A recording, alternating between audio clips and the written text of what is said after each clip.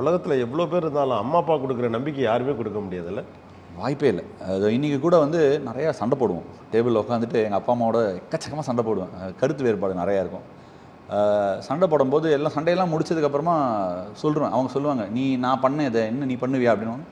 எழுந்துக்கும் போது கண்டிப்பாக ஒன்று சொல்லுவேன், உங்கள் 2 பேர் மாதிரி என் பசங்களுக்கு நான் அப்பா அம்மாவாக இருக்கவே முடியாது.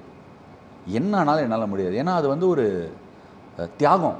அது நீங்கள் யோசிச்சு பாருங்கள். இன்றைக்கி நம்ம வந்து ஒரு சுயநல உலகத்தில் இருக்கோம். என்னால் இமேஜின் கூட பண்ணி பார்க்க முடியல. அவங்க வந்து தன்னை மீறி இன்னொரு ஜீவன், அஃப்கோர்ஸ் பையன் தான், அந்த பையங்கிற வரும். நானும் 2 பொண்ணுங்களுக்கு அப்பா தான் இன்றைக்கி. அதை மீறி வந்தால் கூட நம்ம ஓடுவோம். எங்கள் அப்பா வந்து சென்டரில் வேலை பார்ப்பார். ஜோக் இல்லை இதெல்லாம் வந்து சொல்கிறது. அவர் மூஞ்சி வந்து கருன்னு நீங்கள்லாம் ஃபுல்லாக அப்படியே ஒரு மாதிரி இருக்கும். என்ன பண்ணுவார்னா, சென்டரில் வந்து நாங்கள் மாம்பழத்தில் இருப்போம். காலைல ஆஃபீஸ் போயிடுவார்.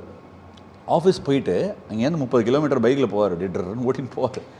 போயிட்டு அங்கேருந்து வருவார் வீட்டுக்கு. நான் ஸ்கூல்லேருந்து வந்துடுவேன் பஸ்ஸு பிடிச்சி. வீட்டுக்கு வருவார்.